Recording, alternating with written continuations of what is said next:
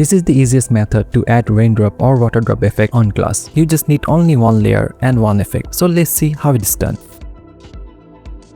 I'll be using this video for the background and this raindrop clip for the effect. The raindrop clip needs to be in black and white. I'll give you the links to download these clips.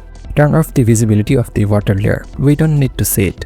Now go to Effects and Presets and search for CC class.